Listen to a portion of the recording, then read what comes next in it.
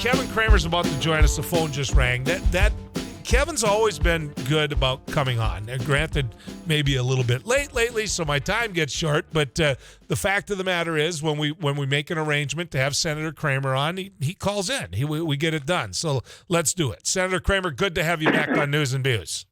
It's good to be with you, Joel. Thanks. I want to talk to you a little bit about the upcoming GOP convention.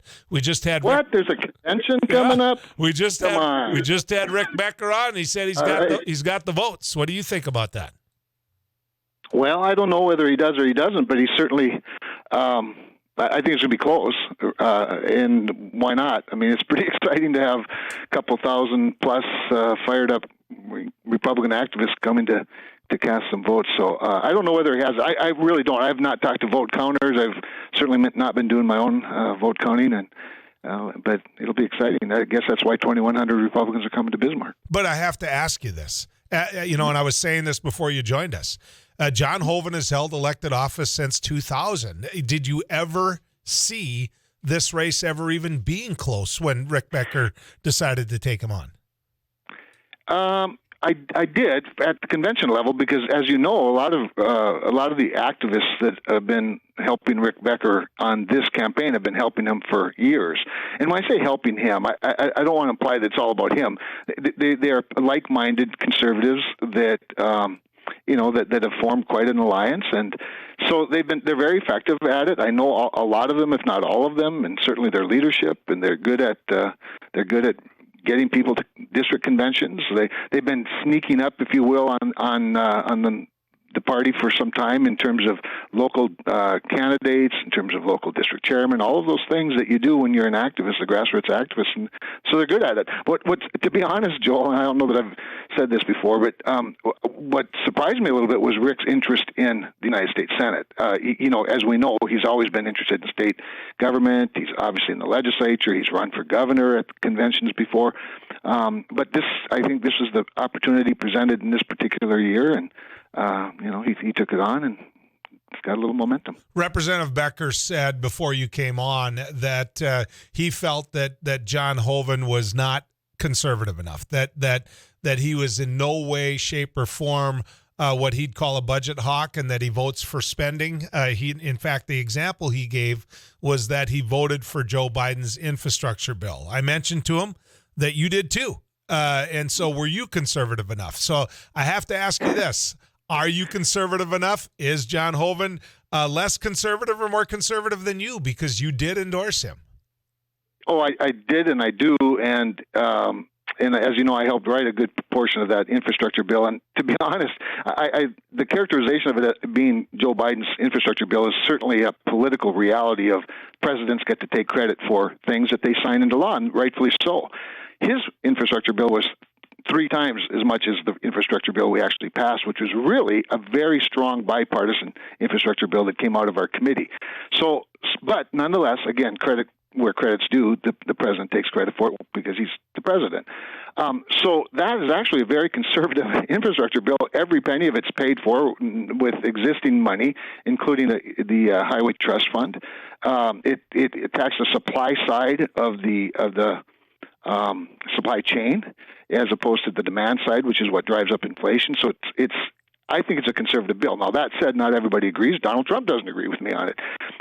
But am I conservative enough? Is John Hoeven? John Hoeven's very conservative, Joel. I mean, he is very conservative. His voting record's conservative. In fact, during the Budget Control Act negotiations, and on the discretionary side of the budget, which is the side that Congress has the most control over, we were below 10 years ago for 10 years until, of course, the pandemic hit, and then suddenly we went on a spending spree because we were building an airplane when we were still flying it. And so I think, and by the way, on the social issues and things, John Hoeven, as far as I know, has a 100% voting record. He's received many awards over the years for being on pro-family, pro-life, conservative values. So. Yeah, I know John Hoeven to be very, very conservative. So let me ask you this, because you did endorse John Hoeven, and that's going to be the big story of the weekend, Senator Kramer, at the convention. When you look back at the body of work that John Hoeven has provided the state of North Dakota in the United States Senate, and you look at the example of, look, this is John Hoeven. This would not have gotten done without John Hoeven. This defines him. What do you see? Yeah, it's a really important point because you do have to look at a body of work. But I see a very conservative United States Senator. In fact, I would submit to you that he's more conservative as a senator than he was even as a governor. That as a senator, one of 100, working with his colleagues, using political capital carefully, realizing that the Senate is not the House. I've been in both. It's not anything like the House. Every bridge that you have to cross, you never get to cross again if you burn it down. John, I think, has marshaled his political capital in a very effective way. And in a very conservative way. And I go back to the Budget Control Act and the fact that the discretionary side of the budget was literally coming down for years, again, up until this, the pandemic. Certainly on the social issues, John's been very, very conservative, but probably where he's really, he doesn't take a lot of bows for this, but on the military side, Joel, and national defense, conservatism is defined a little bit differently because we need to always be fighting for the defense of our country, the security of our country, whether it's at the border, at our southern border, or if it's in Europe or Asia. And John has been a tremendous hawk, but that does cost money. Defense of the country does cost money. The problem you have is in the appropriations process in the Congress is Democrats like more social spending. Not everybody is a defense hawk, but when they've tried to put more money on the non-defense side of the discretionary budget, John's been in that fight every single time and bringing that back to parity, and that's just one example. But it's politics is tough. It's easy to demagogue. It's harder to explain in the details. You understand the process, having been a legislator and having been an observer, of course, at the national level. But all that said, one thing I will say is none of us are entitled to these jobs. And so when we face a challenge like John is facing, you get in the fight, you explain your past, and you talk about the future, and you show that body of work that you're talking about. John is nothing if not a conservative at every turn. And when you spend capital, if you're going to collect capital after you've spent capital, that means you're going to have to work with your colleagues on both sides of the aisle and across the entire spectrum to get things done. Senator Kramer, when you look at what's happened with the budget, when you look at what's happened with the deficit, and you look at what was happening before the era of John Hoeven, I think you could easily make the argument that if he's a budget hawk, he's lost. I mean, the budget has gone completely out of whack in terms of spending, and I'm not trying to say it's just your side of the aisle. Oh no, I hear you. That isn't my point at all. And when you look at the deficit, you're looking at a deficit that has grown and grown and grown. And so, if John Hoeven's goal was to budget at a federal level to where we're spending what we bring in and that's it, or to reduce the deficit, if that's his defining moment in the Senate, it doesn't define him. He hasn't done it. Sure, except that John has always championed and even led the fight on a balanced budget and balanced budget amendment to the Constitution to embed in our institutions, to institutionalize a balanced budget, and we've come up short, obviously, on that one. Again, it's unfinished business. But I will also say, John Hoeven's not just a budget hawk. John Hoeven's an economic grower. He grows our economy. He looks for policies that help create wealth, create jobs, create opportunity right here in North Dakota and throughout the country. And that's where tax cuts, which some people will say, well, that adds to the deficit, but it grows the economy at a greater rate, and that.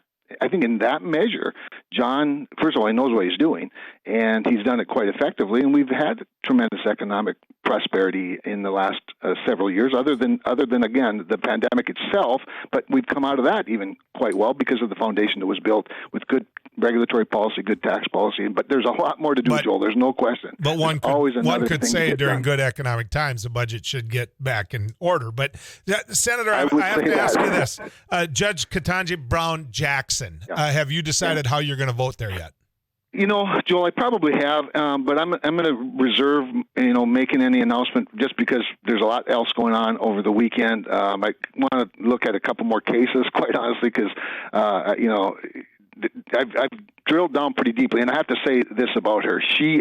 We had a great meeting in my office. And in fact, the NBC cameraman said he's never seen a Republican have as engaging a conversation as her and I had, with her anyway. So it was good. And part of the reason it was good is because I stuck to issues I thought were really important to North Dakota and to my job, and that was states' rights and how that translates to individual rights and the power of the administrative state, if you will, and the bureaucracy versus states. And so, given my background as a regulator and at the state level, we talked about a lot of specific cases in general terms because, as you know, Joel, judges and particularly those that want to be on the Supreme Court don't get real specific for good reason, and they shouldn't.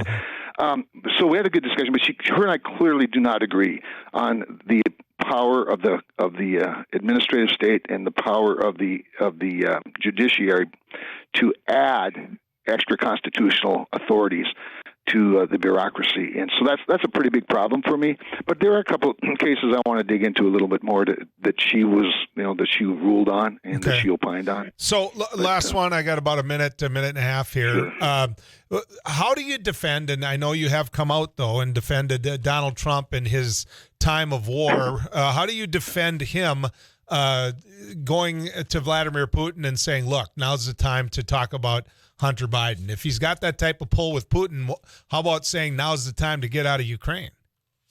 Well, first of all, he's not the president. I know everybody, likes that. They miss him a lot. I know that.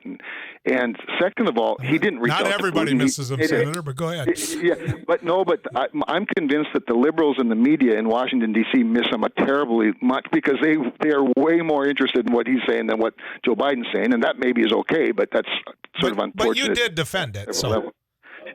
I didn't defend it. I just said that I don't know why everybody thinks it's such a big deal that Donald Trump said something that they think is outrageous, because, frankly, Donald Trump outrage is boring to me.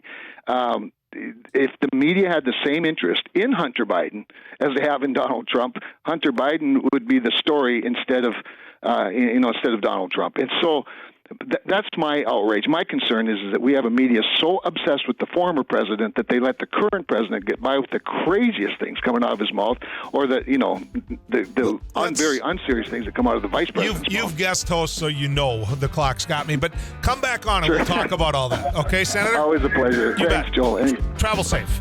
Kevin Cramer, ladies and gentlemen.